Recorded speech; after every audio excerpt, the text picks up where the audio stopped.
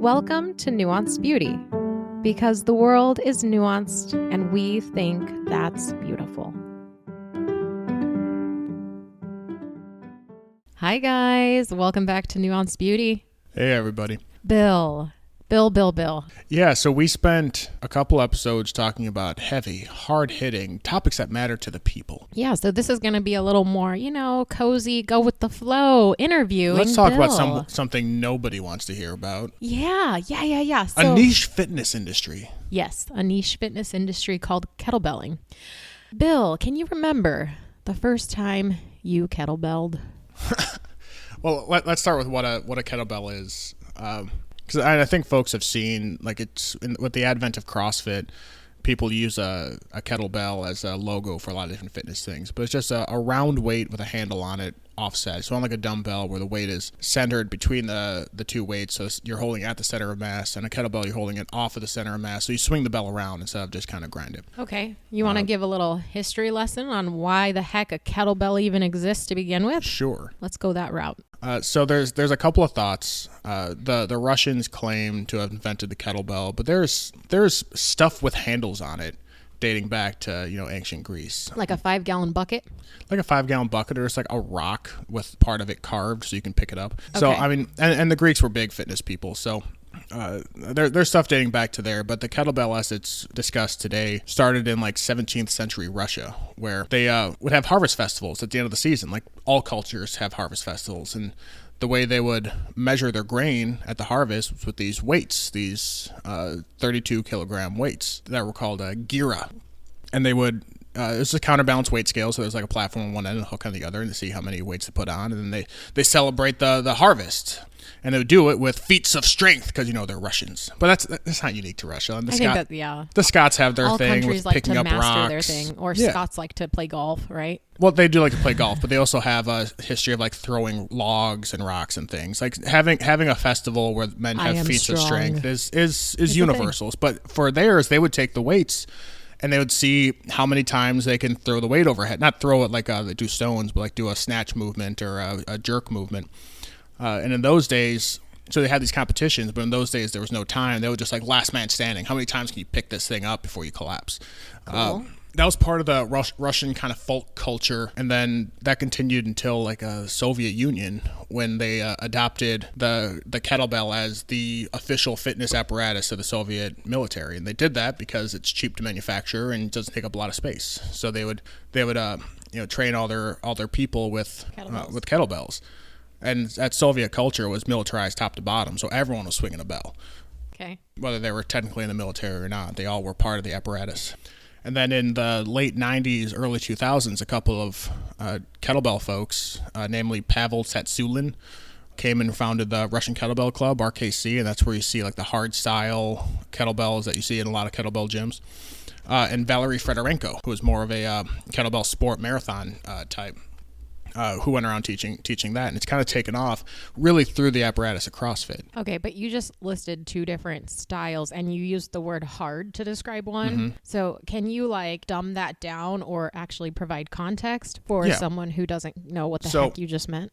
And it's lifting a weight. It's not rocket science, but there's a couple of styles of lifting, just like you might have Olympic lifts or powerlifting in barbell. And a lot of the people who were into kettlebells as it came to the U.S. were also into martial arts. So they tried to use some of that language in marketing. And in martial arts, there's hard style martial arts, which is really intense, really tight, really you're kind defined motion. Defined motion. Okay. And you're just clenching every muscle of your body as you hit.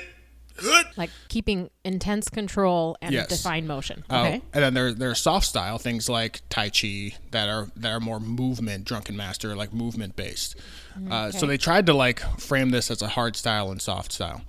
And really what it comes down to is hard style is about explosive, lower reps, high intensity, inefficient movement. And it's the lower weight, right? Because the movement it doesn't have to be engaging as many. But it doesn't have to be a lower weight, but because you are deliberately making the movement less efficient, it usually is. Okay. Whereas the sport style, as the soft style marketing never really took off. The sport style, it's called, or Girovoy sport style. That's where the Gira, Russian Gira came in. Okay.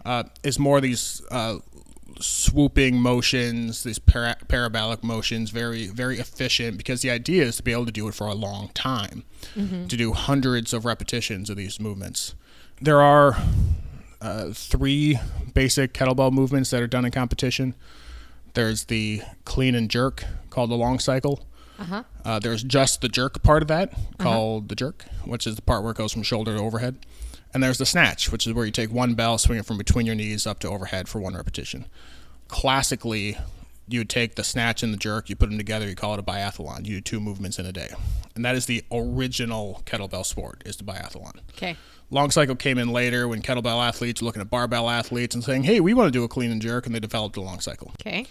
Which is what I do, because it's more fun for me. So real quick, you've done a long cycle. You did a 30-minute long cycle with, what was the weight? 32 kilograms, which is 70 pounds. So 70 It's pound all weight European. It's all in with a kilograms. single arm. Well, switching between arms, but yes. using a single arm at a time. For 30 minutes, switching every 30 seconds. And you don't have to do every 30 seconds. That's just what you did. No, that's just what a lot of That's marathoners do. It's efficient. And I did 242 repetitions of that. So 30 minutes, standing in place, 70 pounds, swinging back and forth and up and overhead. Yeah, I'd swing the bell between my knees up to my chest, and then jerk the bell from my chest to overhead 242 times without setting the bell down. Because in these competitions, there is no setting the bell down. If you set the bell down, you're done. And when you did that competition, you ranked? Yeah, so again, like martial arts, there's a ranking system. So where in martial arts, there's, white belt, green belt, blue belt, yellow belt, citrus belts. When you go to competition, yeah, you're competing against the other person, but you're really there to get your own ranking. Yeah, getting your expertise judged. You're proving before a group of judges that you have mastered this craft. And in kettlebell sport, and this goes back again to the Soviet ranking systems, there's national ranks, and there's candidate for master of sport, international class. And at the time, yeah, what'd you do? I got a master of sport. Cool. But here's the thing. There are different regulatory bodies that have different standards. And when I hadn't worked out in a while, and we can go back to the beginning of that story, but I hadn't worked out for a while because we had our son, and I kind of stopped working out, and I kind of shopped around to different regulatory bodies and found who had the easiest standard, and then ranked on their table. And as soon as I did, I felt like absolute garbage about it, I'd cheated. I have the pin. I emailed a guy named Sergey in Russia, and he sent me a card and a pin that says I'm a master of sport, but it's cool. It's really cool. But yes, there's different certifying bodies that have a little bit different technique. The techniques are more or less the same. It's just the tables. Okay, it's the actual number of reps on the table. I needed 220 repetitions to get master of sport, or 230 repetitions to get master of sport on the WAKSC table, World Association of Kettle Sports Association or something, WKSC.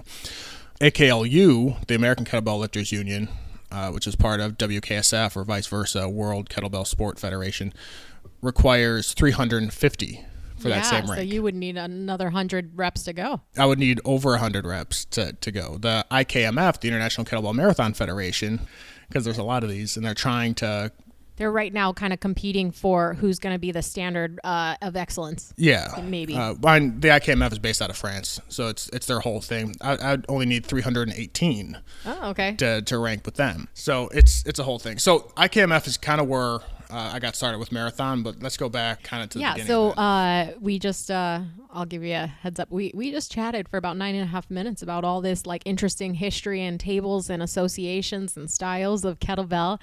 So now let's, why do you like kettlebell? Well, what happened? We went to a military school.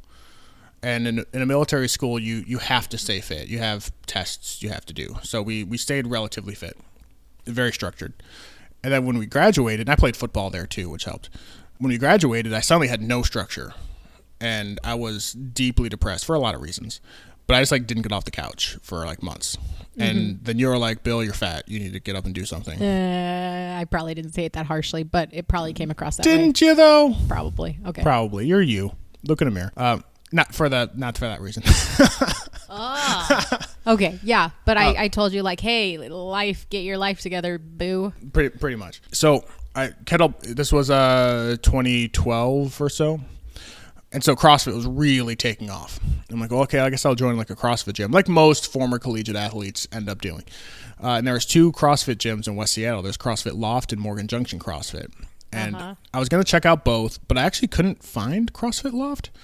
Yeah, it's not obviously labeled, and where it's at in the neighborhood, it's weird. So yeah, you ended up at Morgan Junction? Yeah, and I'm like, okay, I'm going to try here. And I told him, I'm also going to try out this other gym, but the social anxiety it takes to walk in to a gym and join it and talk to people and be vulnerable enough to go try to lift something, I couldn't go through that again. I couldn't go into another gym and go through all that again. So I was just started going to Morgan Junction CrossFit, and the coach there had trained in Russia with an abundance of different guys named Sergey on how to lift kettlebells, and the assistant coach there at the time held a world record for 1 hour jerk. So she, with one bell, switching back and forth again, she lifted a 35 kilogram bell for a full hour without setting it down. I don't know what the number was, but it was a world record at the time. 35 kilograms is... It was 16 kilograms. It was 35 pounds. 35 pound. Yeah. 35 pound bell. Okay. And while we were there, she also set a world record for one arm long cycle for an hour with the 20 kilogram bell, which is 44 pounds, which I got to witness. We did a whole gym event. It was cool because the whole gym, we had partner lifting for the hour. So we were in teams of 4, and we were switching off on the minute with our team of 4 lifting behind her while she was doing her legitimate hour long cycle world record. Because here's the thing. I love kettlebell sport. Watching somebody perform the same movement it's making it boring for an hour. It's like watching baseball. Just kidding. It can be rough. It can be rough unless you're super passionate, and I am, but still. So the head coach is like, hey, let's do an event around it, so people are not just sitting and just. And also, it's uncomfortable for the athlete too. You just have the entire gym just staring, eyes on you. Yeah. So let's do a thing, and it was a blast. I had an absolute blast. My team did the 62 pound bells, which I didn't know I could really long cycle at the time. So it was really eye opening there, and it wasn't a kettlebell sport specific gym, but he would incorporate a lot of kettlebell stuff. Yeah. And fast forward a year or 2 at that gym, he started to incorporate this program called Bogatyr. And that's where I feel that's where it really took root for you. That's where it really took root. So the Bogatyr, to go back more into Russian history, I'm going to have the government researching me because I'm talking too favorably of Russia. Every culture has their folk hero. Archetype for Northern Europe, it was the knights of the Round Table. For the Vikings, it was the Drenga, and for the Russians, it was the Bogatyr, the knights of chivalry and kindness and courage. So he named his kettlebell specific program Bogatyr, and it was all the stuff we were doing in the gym anyway, just with kettlebells, a lot of cool double kettlebell complexes, and I just had a blast with it, and I was good at it. It was something I just kind of naturally was good at. And people tend to like the things they're good at. So I really enjoyed that. And then they would host every fall the IKFF, another regulatory body, a smaller one, the IKFF Pacific Northwest Regional Championship. And for those of us doing CrossFit who were not fit enough to do the CrossFit Games, the CrossFit Games got really gymnastics heavy, a lot of overhead, a lot of handstand push-ups and chest to bar pull-ups and handstand walks and things that if you weigh over 160 pounds, and I weighed a lot over 160 pounds, you just can't do. Yeah. So cool. Let's do this kettlebell competition. That sounds hard. Let's just go do something hard on a Saturday. It'll be fun. Yeah. That's actually achievable given body type and the things that you're good at. Yeah. And so I did a couple of 10-minute, 53-pound snatch sets. Absolutely airmailed the bell on my first one. About 116 reps in, I threw the bell because your grip just gets so destroyed. But I loved it, and it was something I wanted to keep doing. And then Rue, the assistant coach, approached me and said, hey, I'm doing this 3-stage kettlebell marathon event called the Ultimate Garevic Cup, where you send 3 recorded half marathon sets, videos of them into the body, and you get scored. This was before COVID. Kettlebell's already doing recorded sets. Yeah, this was 2015, 2017. It was 2016. 2016, before we had our kid. Yeah. And I was so honored that she would approach me because I didn't talk to anybody in that gym. Yeah, I was a ghost. It's funny because you got really fit. Like we did a competition and like you tied for third and then in the tiebreaker you got fourth. But all of a sudden that's when everybody was like, whoa, Bill is really strong. But because you never talk to people, like you don't have that really, you don't have the CrossFit personality that stands out. Like you're not the archetype, arrogant and your don't stink. I gotta beat myself out. Sort of confidence that I think you do see in a lot of collegiate athletes or a lot of athletic people. You're just kind of like in the background, but then like, oh, lift heavy things. Yeah, I do that. I pick things up and I put them down. Yeah. We have a whole nother episode planned for that CrossFit archetype because you just started doing CrossFit again. I know. I need to swing a barbell around and not really swing, but you know. I'm confident that I actually made the finals of that competition, but Zach, because he's smart. He's like, let's say he didn't, so that he could finish on a high note, and not get destroyed. That'd be good. Yeah, I'm pretty sure, but I think that was actually wise on his part because I saw what the finals movement was and whatever. So you were super flattered so by I was being asked to do this competition thing. And so I'm like, of course, I'm gonna do that. So I started training kettlebells kind of full time, and in spring of 2016, I did my first half marathon, which was 24 kilograms, 53 pounds. I did 361 reps. The video is still available on Vimeo if you're interested. Yeah. And then I made a huge mistake, and I thought, well, I made a couple mistakes, but I thought, okay, I nailed this one. I'm going to jump up to the 32 kilogram and not decrease my rep count. Let's go get 361, 70 pound reps. Okay. And I didn't. That's when you got the 242. No, that was years later. Oh, okay. Never mind. That was when I got to like the 16, 17 minute mark and just dropped the bell. Okay, got it. And you're looking at me like, you looked fine. Why'd you do that? Yeah, because you did. You looked totally strong. And it was like, it didn't, like, you didn't have like a deterioration. You didn't have a slowdown in pace. You didn't have like sweat and extra exhales. Like there was no obvious strain in your body language to know that you were like dying. Yeah. Well, and that's one of the things that's appealing to people about kettlebell sport is that it's obviously you're lifting heavy weights and that's hard on your body, but it's really a mental game. Like, because you're going to pick the bell up, and the biggest obstacle to succeeding is that voice in the back of your head telling you to put it down. And you have to overcome that every time you pick up the bell and build that mental toughness of like, yeah, it's hard, but you can keep moving. I could have kept moving, but the voice won that time. Yeah. And it's always a battle against that voice every time you pick up the bell. Okay. And same thing with running, and same thing with any kind of endurance sport. So the thing with running is that you can't, like, you've already run, like you're like miles away from your house, like you have to get back. But it's also why I hate treadmills, because it's so easy just to step off of them when that voice wins. And because running is way less fun than lifting heavy weights, that voice wins more often. So I didn't even submit the third set. You were going to sea at the time. I was living alone for the first time. Yeah. In my life. That took a toll. Yeah. That took a huge toll. I was not training very much. Yeah. Which contributed to me not finishing the set. And then our son was born. And so I stopped doing anything because, go big or go home. If I didn't have time to do 5 training sessions a week, then I'm going to go home. And so that's what I did. And I didn't train from 2017 to 2019 when Zeke started sleeping through the night. Yeah. And again, it's like, we're getting fat. We got to go do something. So I found the Ket Academy table, which is the WAKSC table, and I saw 242 reps, and I thought, well, I can do that. Okay. That's only 8 reps a minute, or 230 reps. That's only 7.5 reps a minute. I can do 8 reps a minute. So we joined a local gym, and I started lifting there, and I completed the set. Okay. There's a Groucho Marx, I don't want to be a member of a club that would have me as a member moment to it of like, well, obviously this wasn't that hard if I could accomplish it. Okay. But then COVID shut everything down. And so we stopped lifting again. Yeah. And then I got all the way up to 295 pounds at the end of last year. So again, you're getting fat. You need to do something. It's kind of the cyclical story. So I started training again. I competed up in Atlanta.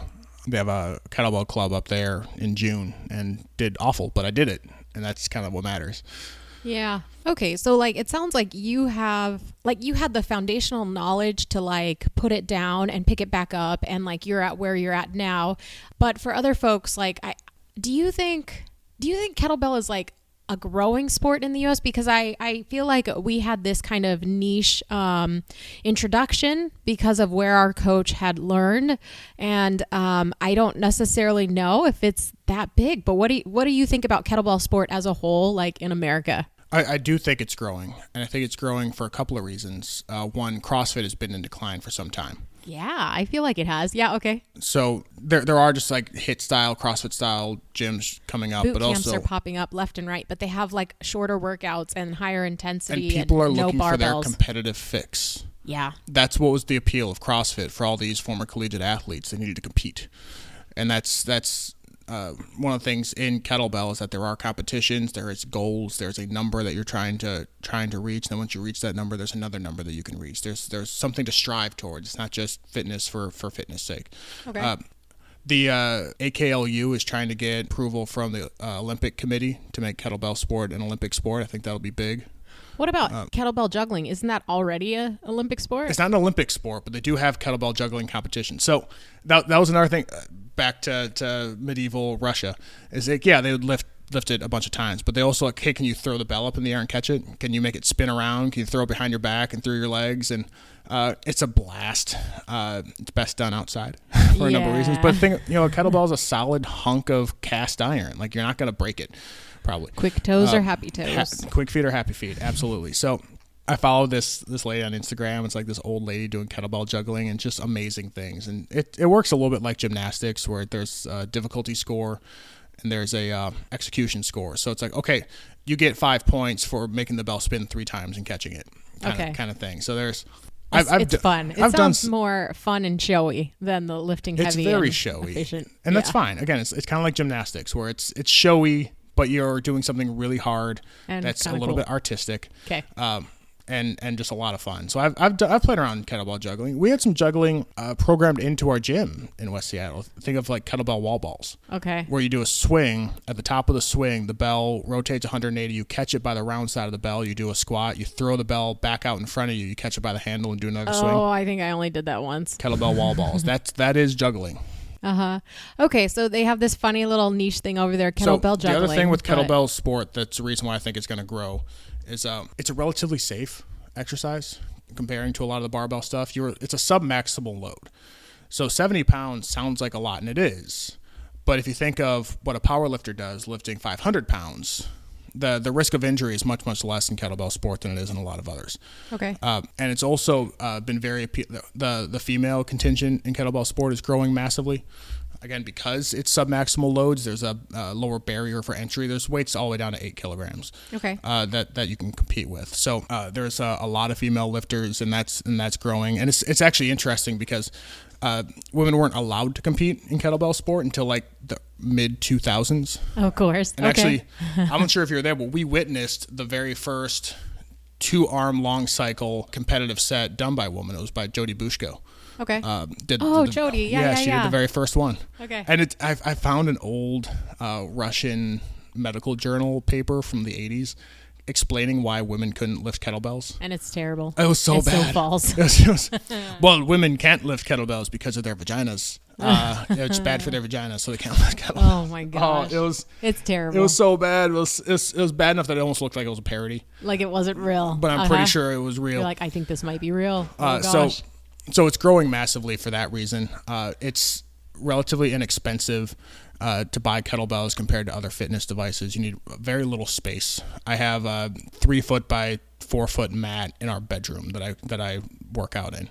Okay, but if somebody is actually like interested in getting into kettlebell sport and learning, it's not like you can just go find a kettlebell gym.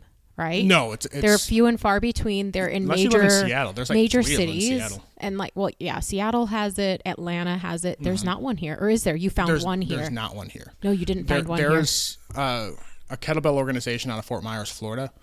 Okay. But they hosted some events through COVID, and then haven't hosted one since. Okay. But there are a lot of great online resources. The kettlebell subreddit on Reddit is pretty good, actually. Okay. So and you're going to see some sketchy stuff on there, but you're going to see some fantastic lifters there. Are there main people on Instagram that you would recommend? So there are a lot of Russians. Okay. So look at someone like Denis Vasilev, spelled one N Vasilev. He also has an amazing YouTube channel. He has like an hour and a half of content just on how to do a long cycle, which is how I learned how to do most of what I do now is through that content. And then there's a lot of online coaching happening in the kettlebell sports space because they don't exist. So because they don't exist in a lot of cities. So I'm working with Twin Cities Kettlebell Club out of Minneapolis. And the gentleman basically does a virtual coaching for people around the country to. So this is where like they obviously have a foundation of knowledge to lift. I don't know if he could take someone from zero to lifting. I bet he probably could. With some video content.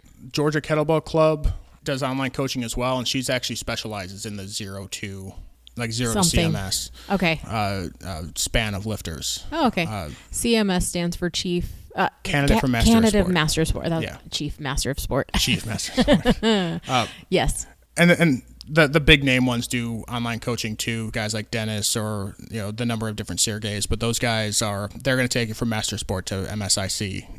I guess my coach had coached with one of the big name ones, and they're like, yeah, it was a lot. It was more is always better. Though the kind of Russian school of training is train more. And just work harder. Come on, guys. Just work harder. Lift harder. Lift heavier. And he ended up getting hurt because of that. Which I know I just said all this stuff about safety in kettlebell sport, and it's true. It's still a workout. It's still working out. And something that our coach in Seattle used to say is that if you're going to train like an athlete, be prepared to get hurt like an athlete. Mm-hmm. And so if you're trying to be a professional at even a relatively safe sport, you're going to end up hurt. You're still doing something that incurs a risk. And okay. Just like if you're into competitive cycling, that's why they wear helmets. So yeah, I think kettlebell has a bright future. I think getting into the Olympics is going to be great for our visibility, and there's a very singular focus. The kettlebell regulatory organizations are starting to merge together. IKO formed an agreement with, which is Vasilev's group, with AKLU, so did WKSF. Really, the only outlier right now is IKFF in the United States. So the rest of them are Russian, like WAKSC.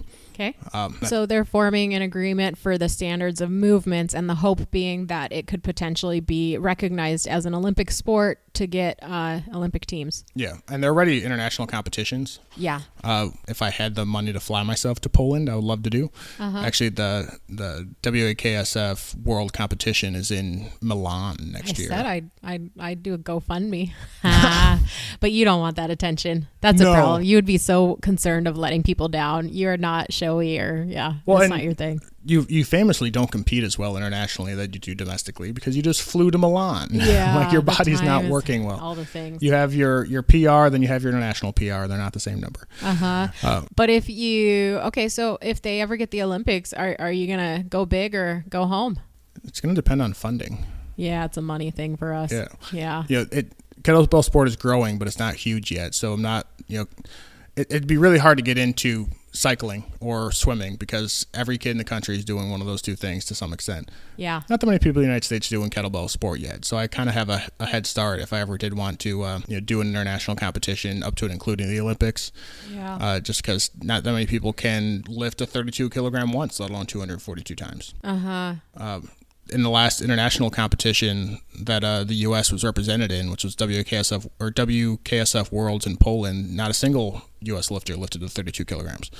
Okay. So it's definitely something that's on my radar. Yeah. But I'm working out by myself in our bedroom. So I don't exactly have sponsorship. Here's the thing though, just let me say, we live in Florida, we got a big house, and our bedroom has this like overlook of the lake, and there's this like nook, and there's like a double seating couch and room for a small rower and a lifting like pad, like a 4x8 foot or whatever, 4x6 foot. It's not that big. So no, but the point is that we have a huge house. So him lifting in our room is a pretty cush spot to lift. It's a very cush spot to lift. It's much better than our garage, which in Florida is not the most pleasant. Yes. When we bought the house, we saw that nook. We're like, what are we going to do with this? And now it gets plenty of use. It gets plenty of use because in our house in Seattle, our room had just enough room for that bed and barely enough room to walk around it. Yeah, there would be no. What do you do in your bedroom? You sleep in your bedroom, and that's really about it. But so what do we do with all this space? Well, let's lift stuff in it. Yeah. So you're training. When's your next competition? Next competition is December 7th. And that's with Georgia Kettlebell? That's with Georgia Kettlebell Club again. Which standards is it? Is it IKFF standards or? They go through IKO standards. They go through IKO standards, so that's your ranking system. Okay. Which IKO doesn't have a ranking table for marathon, so I would default to IKMF. Okay. So you have, and that's the thing with having all these systems. It becomes very confusing, and that's why they need opaque, to centralize and make it more clear. Okay. Everyone just wants people to lift and have fun with it. So if I did an IKFF event and submitted to WAKSC, and they're like, sure. You want to pay us? This is cool. Okay. Yeah. Here you go. If you want to pay us $100, we'll send you a pin, which is what happened. Which is still cool. I think it's a great accomplishment. I feel like this is one of those things where the reason why I want to even sit down and like chat about this is A, you have nerded out on this episode. B, you have taken self-initiative to train, given like we're not in an organized box gym anymore. Like, I mean, I'm working out in a gym now, but not kettlebell wise. So you've taken the self-initiative, you've nerded out on it. It's something you really enjoy. And I do feel like it's gaining traction, but it's still like a lesser known workout. And so I would look forward to seeing like, this interview is basically a timestamp for us and almost like a audio journal for where you're at today for you to see where you go tomorrow. And so that's why I wanted to chat about this. And I have not begun to nerd out about kettlebell sport. This was a pretty nerdy, for the layman, this was a lot. The best best part of going to a kettlebell competition, I had a full 30-minute conversation about the benefits of going thumbs forward versus thumbs back in the backswing of a snatch. Yeah. You got to get into it. Well, and that's, we're over time. Yeah, so I'm sure like there is plenty of other nuance we could go into, but for the average Joe, you just covered a lot of ground, and who knows, maybe a lot of folks will find this episode interesting because they've never really picked up a kettlebell, or they've seen them at the gym and they've barely picked them up, or they don't even know how to pick them up. We just gave a couple of nice resources on YouTube and a couple of folks to follow to learn more. And if you're in a bigger city, like you're up in Seattle or you're in Atlanta or Minnesota, larger cities are having they're I guess the first places where we're seeing these gyms pop and up. If you're not interested in competition, it's still a fun workout to do. And whole body taxing. It's a fantastic just fitness regimen, even if you're not interested in stepping in front of a platform. Yeah. Well, with that, lift on. I don't know. What do you want to say? Go lift weights. Bye, guys.